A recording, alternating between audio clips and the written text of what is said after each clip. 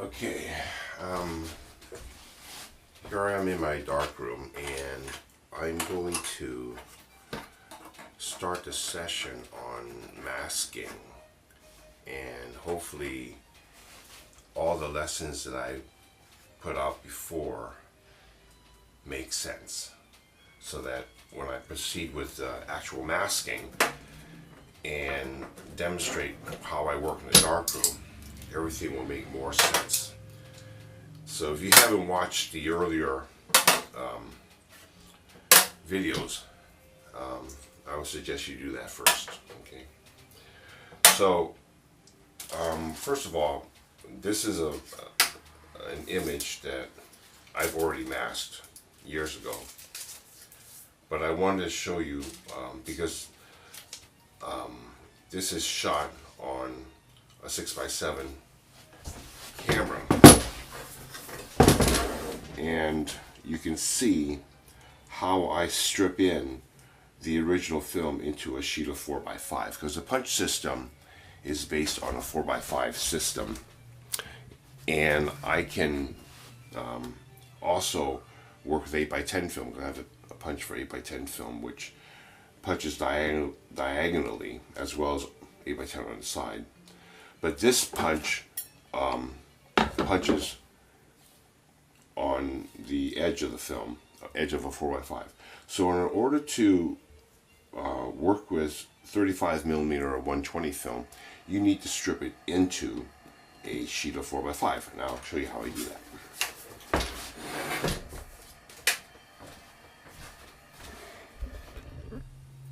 Okay, so this is just a sheet of litho film that was an intermediate film that I used for another picture, and you can save these and use them as a support. It's already punched and you can see it goes into these pins already. So this one doesn't need to be punched because it's already been punched, or you can punch it again if you cut it. You can punch it. And I'm just grabbing this negative as example. So with this, and it's going down, emulsion down, I just put it in place and I tape it down, and I can use a sheet of 4x5 glassine just so I don't scratch the original. And you take a ruler and you go right to the edge. I have to find a razor blade here. A second here. Right here. You take the ruler and put it on the edge of the film, and you don't need to cut the film itself. You cut the backing, the line egg, that, and you go. So you're cutting along the edge, and because it's taped here, you can go to the perimeter and cut all around it, cutting through the lined film and not through the original film.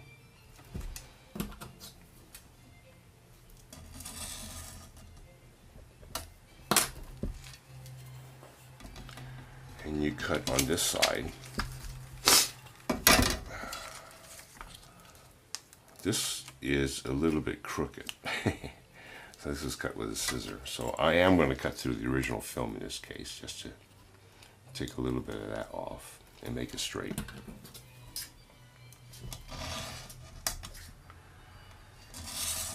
Throw this away.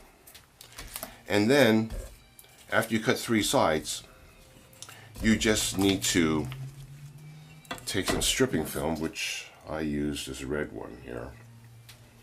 You can use Scotch tape, clear tape.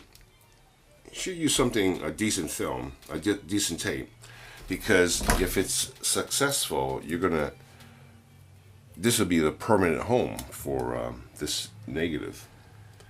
And it's important there's no hairs. Otherwise hairs will go into the edge of the picture. So you overlay and you just hold that down. Now you can remove this tape and make the final cut.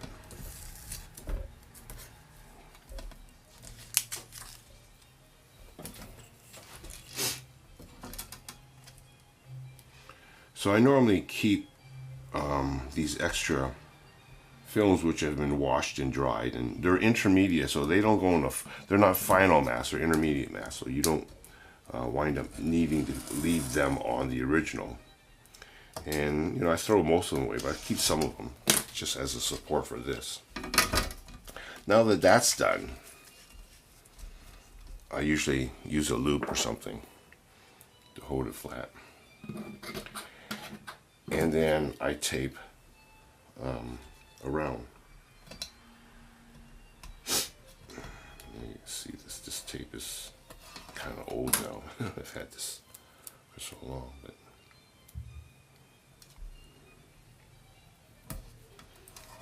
and you'll notice that I do use the inside as my edge so that I know there's no hairs. There aren't any hairs there. And I usually take off. It's important that the film lies pretty flat because you want good registration.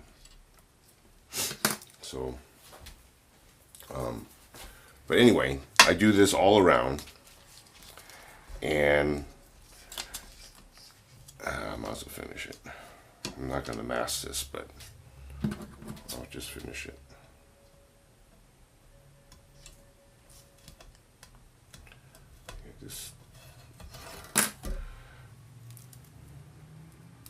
I'll just do this real quick.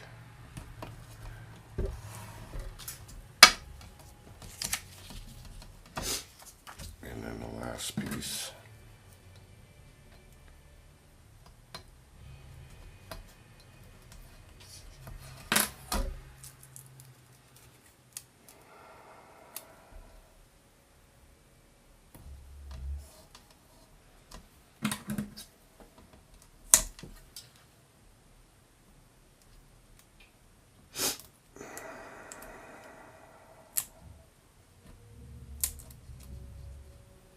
Obviously, you probably take more time than I'm taking here. I'm just doing this to get this done. So, and then after that, you throw this piece away. This piece comes right off. It's held by the tape, but and then now you can register the mask to this 4x5 because they're, again, the punch system is set for 4x5. I'll show you that right now. Here.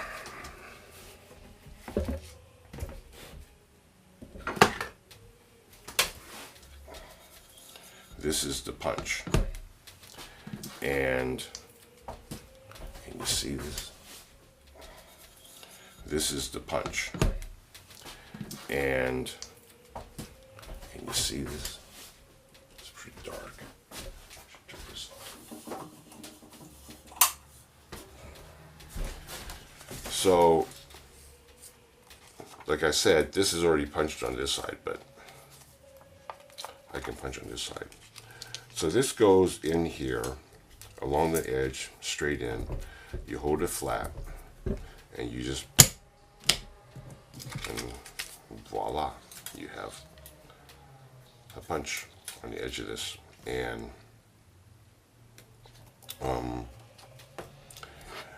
the holes fall out from underneath, and I usually use tape to, because you don't want any of these holes to wind up in your contact frame. This is the contact frame. So this contact frame opens up. This piece of glass with pins placed inside the glass, and it's made to register with the punch. So you press, it helps to have fingernails. And then you put unexposed film, which has been punched, on the pins. You close it, and you expose through. The enlarger sits above here, and that's what I'll be doing, that you won't be able to see because I'll be working in the dark. But essentially, I use different films and different developers for each stage of the mask, depending on what I'm doing. But the punching and the contact frame always works this way. And again, it's emulsion down. So everything is done emulsion down. So the emulsion's down on here and exposes through this way, okay? But okay, let me back up the camera so you can see better. Hang on.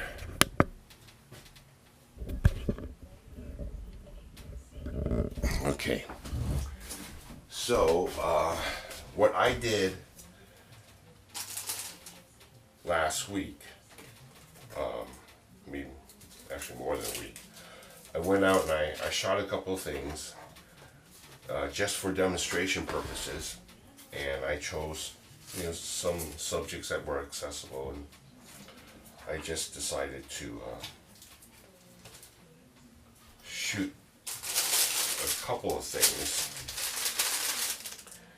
that would demonstrate masking. So I chose challenging subjects. And this is the subject. Let's see if you can see this. Maybe I should use this as a light. And you might be able to see better. This is a interior of a dining room. These are Venetian blinds. There's a tree outside blowing in the wind, palm tree. And this here, I made some other exposures just so that you can see.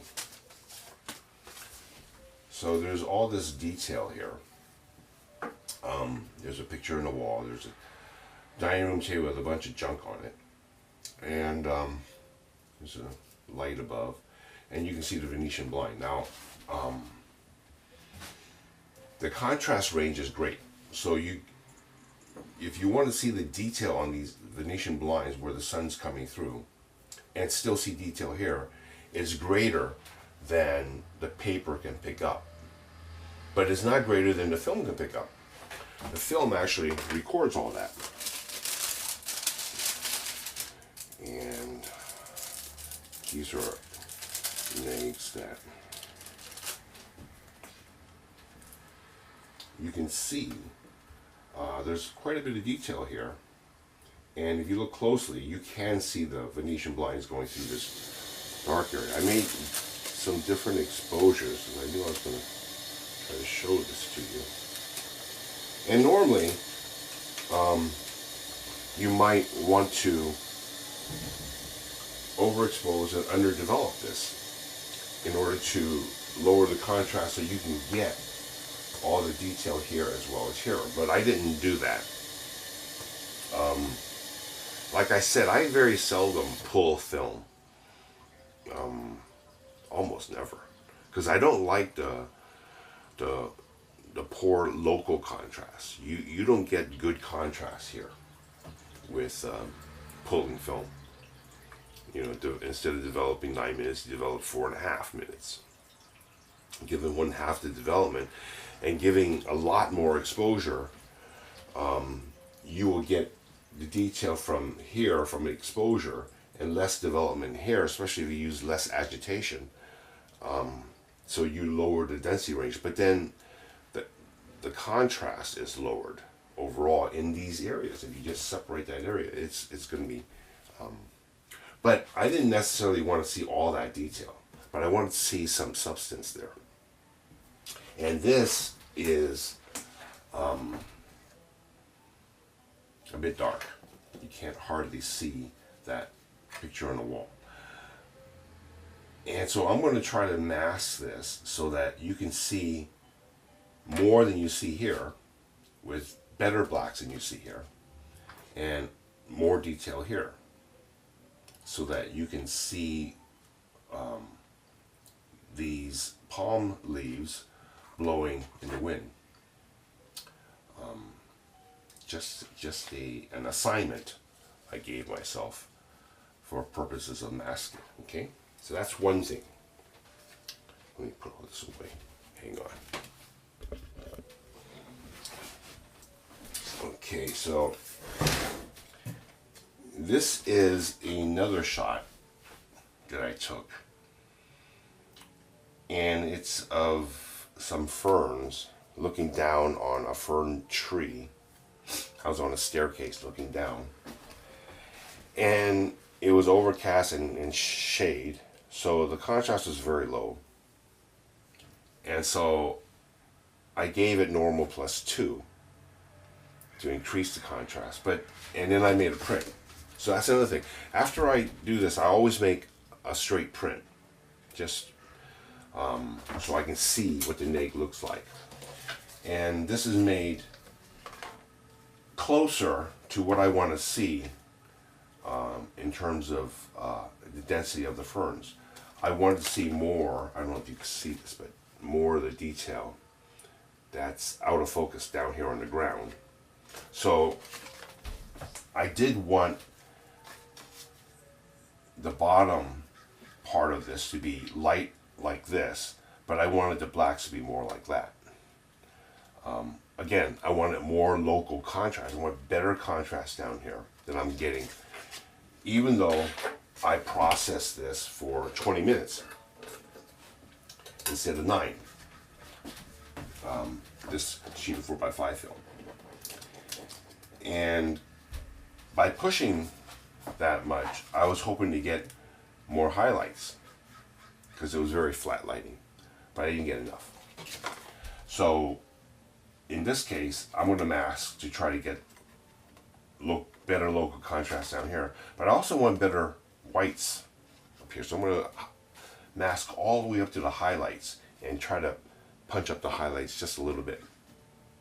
It'd be more interesting. It's not a very strong picture anyway, but for my purposes in demonstrating the use of masking, I thought it'd be good to show how masking doesn't just address zone 2. You can go anywhere you want in the zones system based on how you mask. So I shot this intentionally for that purpose. And I have to worry. A lot of times I do this and it doesn't work. I mean, it works to a certain extent, but it doesn't work well enough. And I have as many failures as I've had success. And you'll spend 2 weeks on a negative and find out that it doesn't work. And you wind up putting it away. And then sometimes, years later, you'll think of another way to mask it. And say, oh, I remember that one picture I had, it didn't work, and you pull it back out, and you do. And that's exactly what happened with the Louis Armstrong image. The Louis Armstrong image, which was shot in 1941 or 42 in St. Louis, when Robert Cameron had bumped into Louis Armstrong. Louis told him, come to my concert tonight and bring your camera. Because he used to call Bob Cameron Mr. Cameraman. And they were friends. And he said, he told the band, he says, this is my friend Bob. He's going to walk around when we're playing and let him do whatever he wants because, you know, he has carte blanche. He can. And so Bob had a Crown Graphic handheld 4x5 with this bulb. And this bulb puts out so much light. You're shooting at f/16 when your subject's about 10 feet away. Problem is, it's very contrasty. I mean, the handkerchief that Louis Armstrong always held was completely blown out. But if you look at the negative, you can see all the detail in the handkerchief. So when Bob was still alive, he gave me that negative print. And I did the best I could, and I did get detail out of the handkerchief, but the mask wasn't right, wasn't quite right. I could still see detail in his face and all, and Bob signed it, and that was great. And we were happy with it, but I knew I wanted to do better. And it was about 4 or 5 years after Bob passed away, I figured out another way to make the mask, and I pulled it back out and I did it again, and it worked. And now it looks much better. And it's similar to what I'm doing, except the opposite. Instead of adding highlights, I added a middle tone mask so that I could give a lot more exposure to get the detail out of the handkerchief, and the middle tone mask dodged the middle tone so that the rest of his suit and his face didn't get too dark. So, like I said in one of the earlier videos, I don't show anything unless it's at least 80% successful. And I felt that the first print that I made of Louis Armstrong, that was probably 2007, 2008 when I did it, 2007 when I did it.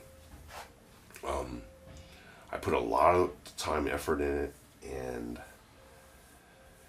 I was going to include it in Bob's second portfolio, which we never finished.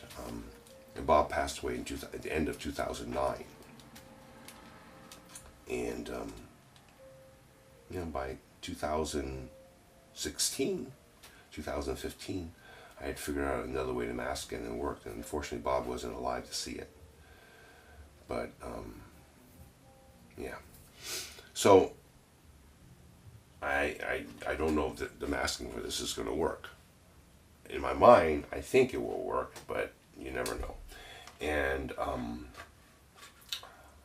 to be honest with you, when I shot this, I looked at it and I printed it. I came down yesterday, I was going to start, and I thought, I had to think about it. How am I going to do this to make it interesting? Because it's not very interesting right now. And even after I'm done, I'll probably print it, because I do want to do one more video after the masking to show you how I do archival printing and processing. But I'll probably print this if it looks halfway decent. And the other one, okay? So that's what we're going to do. We're going to do these two, and I don't need to sandwich it into 4x5 because I shot 4x5. So I'm just going to punch the original, okay? All right. Okay, so this is where I process my 8x10s. It's just a sink. I turned on the heater in this room over an hour ago. I always do that. So the room is almost 80 degrees when I work. So the chemicals maintain a temperature of about 70. And stop bath. I have so much stop bath that I almost always mix it fresh. And when you're doing films, stop bath is not as critical as when you're making prints. So I use a stop bath, and I use a rapid fixer, Kodak rapid fixer, diluted 1:5, and no hardener. I learned that from Ilford in the 70s. Hardener will harden the sulfides inside the emulsion and make it very difficult to wash out. You have to be careful not scratching your film when you're not using hardener, but you know, one sheet at a time, I don't have a problem. And so I use rapid fix for everything, even my printmaking, so that I don't over fix. I just fix to completion. Well, I fix longer than I need to, a little bit, but it makes it easier to wash out. And I've done this since the late 70s. And at the end, I'll show you a print that's been on my wall since 1981, framed and here it is 35 years later, still looks really good. So okay, and then the developer I'm using is D19, which is what I use for line film. And I don't need a whole lot, and you discard it. So I'm only doing I'm only doing maybe 4 sheets of film. Come tell you what. I normally mask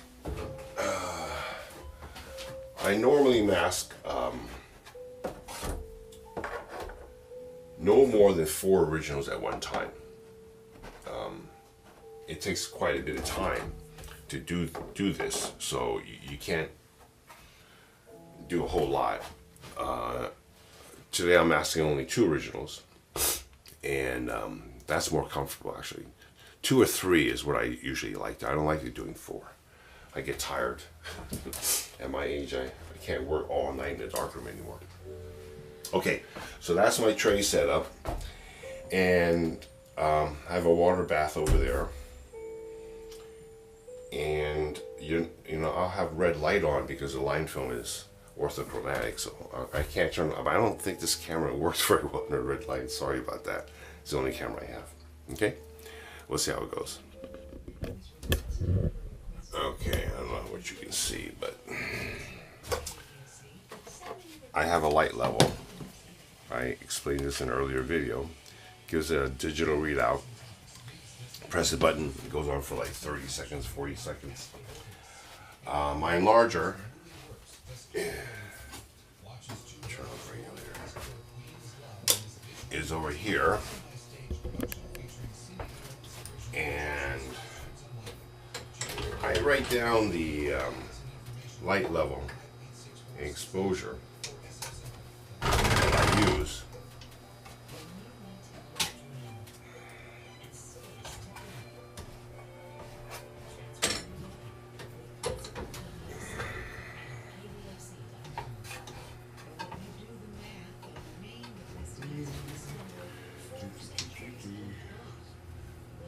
Focus the light. Put on a white light. Okay, so here I actually have to turn off all the lights to do this. I adjust the f-stop until I get the light level I want. I don't know if you can see this. Okay, so that's what I'm going to do. And then I use a specific amount of time, and I process for 2 minutes. And I go for a certain density, which by then I'll turn on a light. You can see what it is I'm trying to do. I'll put this back in the processing. And I'll turn the camera off because there's nothing for you to see at this point. Okay. Okay, so I don't think you can see anything, but just to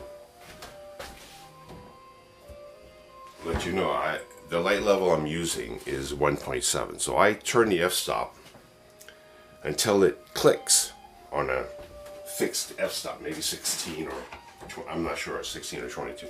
And I lower and I raise the enlarger until I get 1.7. That way I can add 1 stop or cut 1 stop.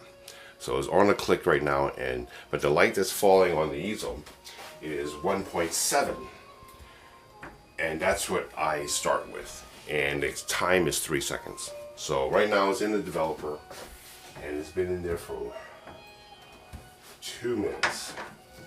So I take it out and drop it in the stop bath, and because I'm using a rapid fix, it fixes really quickly. Once it goes in the fixer, I can turn on the lights. So you can see, I use a wet room, and my dark room's in there, so no water ever gets into the enlarger.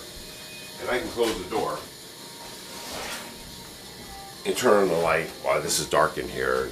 That's how this is actually probably the 8th darkroom I've built.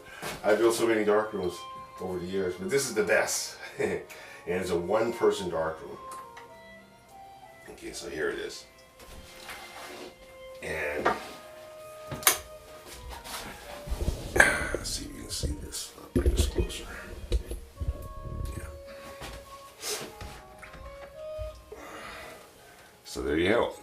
And this is a fern.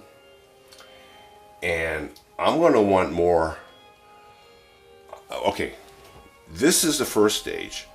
And what I'm trying to do is I'm trying to get just the black information. That's all.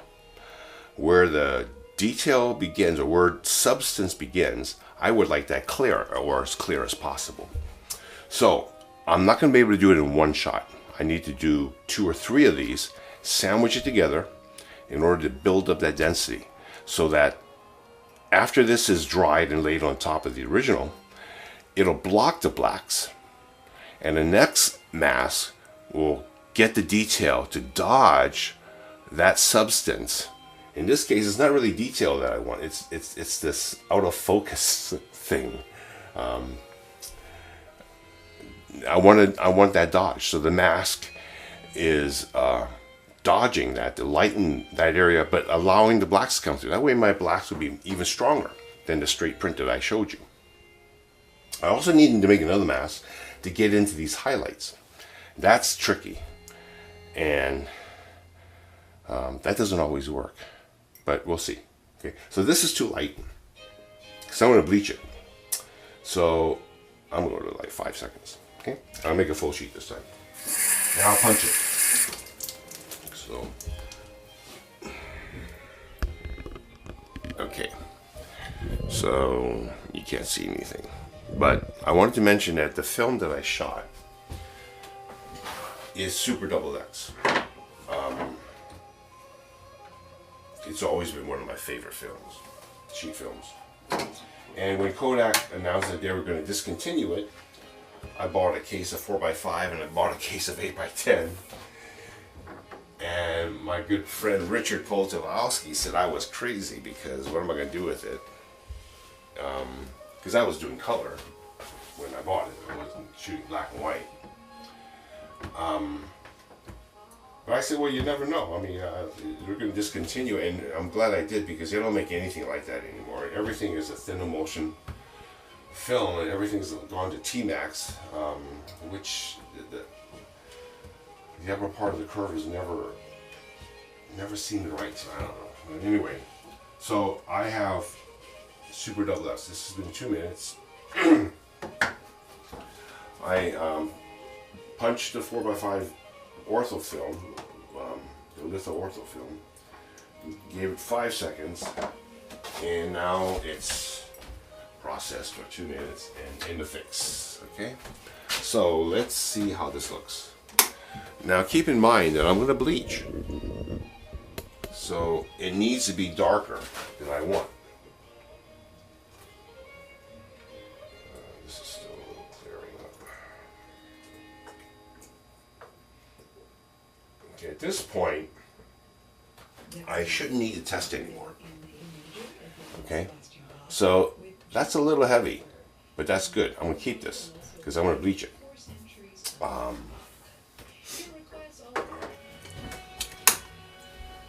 Okay, so now I made 2 more, and it came out like this. So now I'm done with 3 first stage masks. And if you recall, I'm using a light level 1.7 on the enlarger, and I put it on a click. So I'm going to open up 3 stops and go to 10 seconds. I don't know, maybe 5 seconds. And switch to another film. And I'm going to try to get up to the highlights. I'm not going to use line film. Line film is too sharp.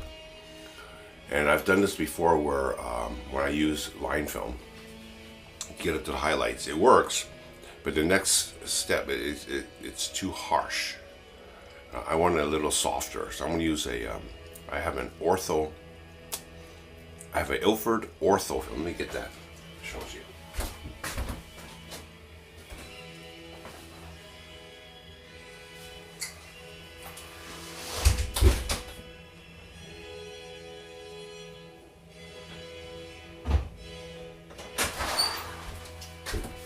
So this is what I'm going to use. Turn this focus on it. And it's no longer available. I found out. I use this for soft edge masking. I bought 8x10 of this, and I used to use this to make masks to drop in objects. Like if they had a table and they forgot something in a photo shoot and they wanted to drop in a coffee maker or something in the background. I would use this because it's a very nice film, which I can, with diffusion sheets, I could use it to drop in objects and virtually not noticeable. And of course now you have Photoshop, you don't need this, but I like this film a lot. It's slow if you use it in a camera, but it's a technical film. I don't know what they made it for, but it's not like Kodalith. It's soft, it's not harsh, okay? So that's what I'm going to use, and I'm going to turn off the camera and be back later. So I'm going to open up 3 stops and, I don't know, use at least 5 seconds. Okay, now another reason why I like the Ilford Ortho film, this I can use under red light. You don't have to use this particular film. You can use any continuous tone film, but you have to work in the dark. So with this film I can work under red light. Plus it seems like it's got a cleaner base. The Super Double X especially has a high amount of fog, especially after all these years of being in storage, even though it was in the freezer. The base is really okay. This is my test. So now you can see.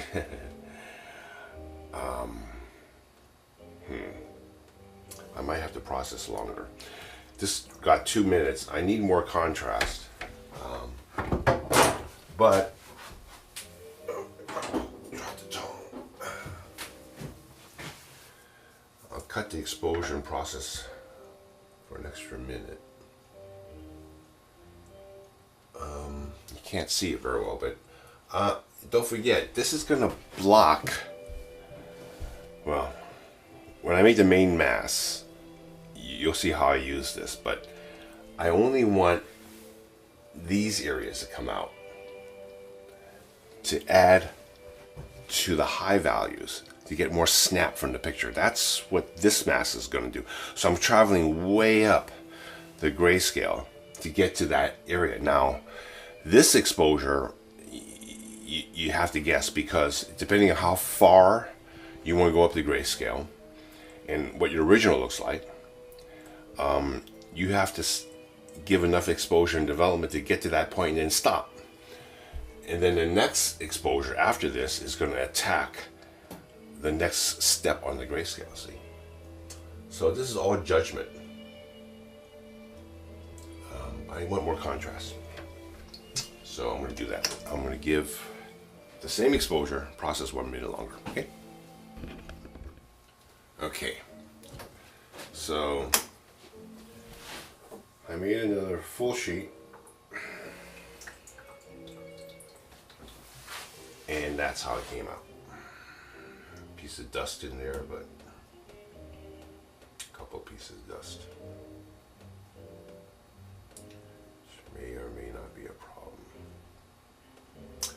I think I should bleach this a little bit.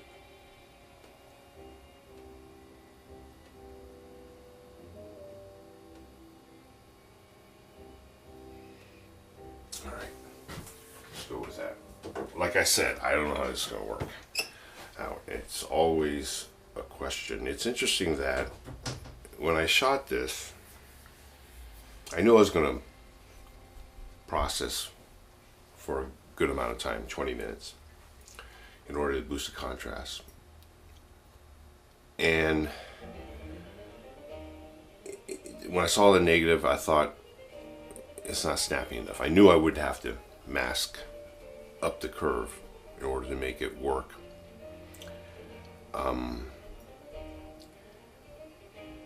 And how close it approaches what I wanted to get when I set up the shot.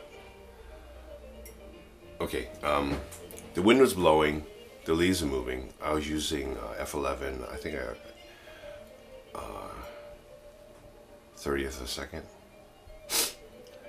And I knew that most of the leaves would be blowing in the wind. And so I waited for the leaves that I focused on to be still when I clicked the shutter. So I'm envisioning this picture where not only am I getting a blurry image in certain areas due to short depth of field, but I'm also going to get a blurry image due to movement. So you don't know what you're going to actually get when you shoot like this. And to me, the thrill of all of this is in discovery at this stage. Now, obviously, when I do the final mask, I stick it on, I make my proof. It's either a great disappointment or it's a great moment. But the whole process is so interesting to me because you're always thinking, if I do this, this will happen. I'll do this, and you're never sure. And I've been doing this for a long time, and I'm never sure what I'm going to get. And a lot of times, most of the time, it doesn't work as well as you want, but it works to a certain extent. And so you're always learning a little bit more. But it's not just photography. It's darkroom work. It's the technical skills that you have in the darkroom that makes it exciting. You can completely alter an image doing this. I mean, you do that anyway when you shoot with filters and processing differently in different films you choose. I mean, if you shoot infrared, you get totally different image than what was in front of the camera. So you're always dealing with a certain amount of mystery, but this kind of mystery is in your fingertips. You can do it. You can do it differently, depending on how you mask. Whether you want to, like I'm doing here, I'm trying to brighten up the highlights just a little bit. Now, don't forget, going back to the very beginning of my lessons about density range, you only need 0.10, a third of a stop on a mask, in order to raise the high values to become white. So a little bit goes a long way. On the other hand, 0.10 in the shadows doesn't do as much. You know, it does quite a bit, but not as much as in the highlights. So your understanding of density range and how paper responds to it, it helps a lot.